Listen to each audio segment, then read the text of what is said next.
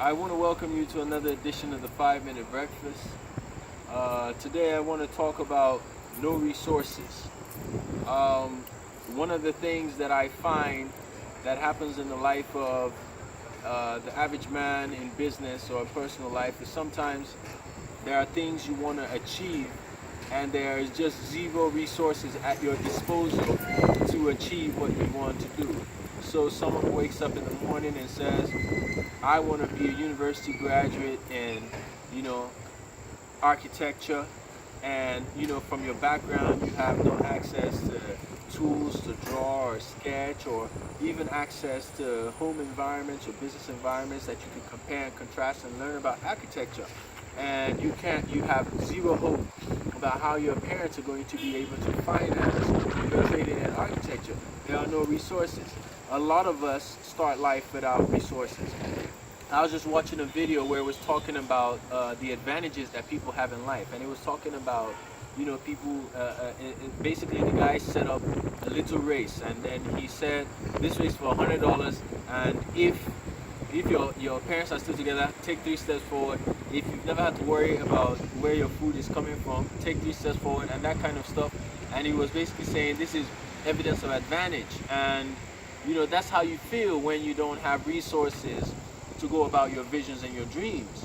But then, I personally believe in God, and I believe that God is an equalizer of sorts. I believe, I like to coin that God is my insurance policy. And so if God is my insurance policy, the structure of the world must have been constituted with some sort of fairness inbuilt. And that's hard to understand when you're in Iraq or Syria. That's hard to understand when you're in an American ghetto and you're being shot at by police officers who are supposed to protect you. That's hard to understand when you're a young man and you want to study something as simple as architecture, and you can't even just see different home environments. Your parents cannot afford to get you a bus ride to go to a different part of town, from Enugu to Lagos, to see what the high-rise buildings are like. You have no resources.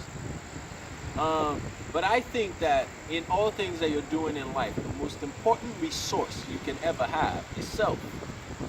I believe that I myself am a resource. I once heard this statement by Miles Monroe. He was saying that God was given the commandment in Genesis, go forth, be fruitful and multiply. He was saying that God couldn't have told you to be fruitful if you needed seed. So obviously you yourself must have been seed or something like that. And I do believe that human beings are seed. That each one of us has inherent characteristics and abilities and interests and passions and loves and inspirations of God that make us a resource. And I think what you do in those hard times when you don't have what it takes to make things happen is to find out what it is that you have, what it is that you are, that you can contribute to the environment, that you can begin to develop as a resource. You can begin to sow yourself as a seed and build yourself to be better, to be ready for the opportunities that will come. Solomon, who is supposed to be one of the wisest men that ever lived, took an entire chapter in Ecclesiastes to say that there is a time for everything.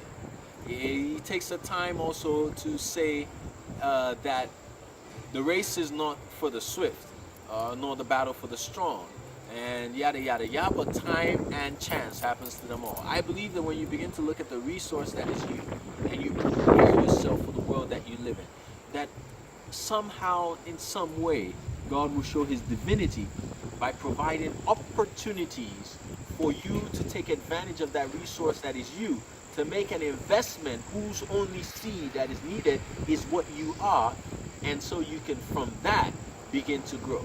Remember that you are a resource. Think of yourself as a resource. You are oil, you are diamond, you are water, and whatever it is that you are truly designed by God to be, when you realize that you are a resource and begin to sow yourself and develop yourself and commit to yourself and build yourself and give the world access to who you are, you'll find out that things do tend to work out with no resources.